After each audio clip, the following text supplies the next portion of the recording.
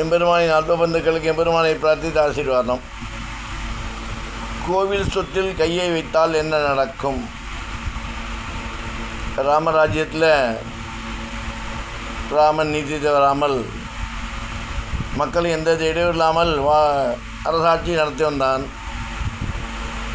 அன்னி காவலாளி கூட்டி கேட்பேன், யாராவது கொரியால் வந்தாங்களா சொன்னாங்களா அப்படி அப்படின்ட்டு. யாரும் இல்லை அப்படின்வா.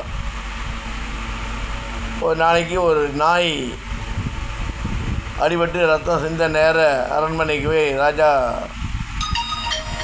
ராமச்சந்திரமூர்த்தி முன்னாடி நின்றுது. உனக்கு என்ன குறை, ஒன்று யார் இப்படி அடித்தான்னு கேட்டவுடனே ஒரு நந்தனன் நடிச்சுட்டார் என்ன அப்படின்ட்டு, ஒரு பாகவதர் அடித்தார் அப்படின்ட்டு. சரி, இந்த பாகவதர் போய் இழுத்துடுவா அப்படின்னு சொல்லி ஆணையிட்டார் ராமச்சந்திரமூர்த்தி. அந்த பாகவதர் நேஷன் வந்தவுடனே ஏன் இந்த நாயை இப்படி போட்டு அடித்து சித்திரவதை பண்ணிங்கன்னு கேட்குறார் ராமச்சந்திரமூர்த்தி. அதுக்கு அந்த பாகவதர் அழுதுண்டு, டெய்லி நான் பிச்சை எடுத்து தான் சாப்பிட்ற வழக்கம், அந்த பிச்சை எங்கேயும் கிடைக்கல, எனக்கு முன்னாடி இந்த பைரவர் சொல்லக்கூடிய நாய் சாப்பிட்றத பார்த்து எனக்கு கோபமாகி அதை கல்லால் அடித்தேன் அப்படின்னாராம் அந்த பாகவதர்.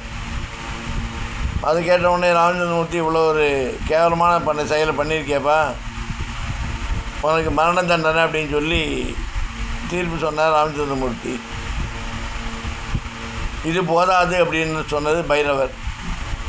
ராமருக்கு புரியவே இல்லை, மரண தண்டனையை விட கொடுமை என்ன இருக்கும்ட்டு. அப்போ சொல்லித்தான், நான் போன பிறவியில் கோயில் தர்மகர்த்தாவாக இருந்தேன், அப்போ கோயில் சொத்தை சாப்பிட்டேன், அதனுடைய பலன் எனக்கு நாயாக பிறவி எடுத்து கல்லால் அடித்து நான் அப்படி கஷ்டப்படுறேன், அதே போல் இவருக்கு அந்த இதை கொடுங்க, இவரும் கல்லால் அடிபட்டோம் அப்படின்னு தான்.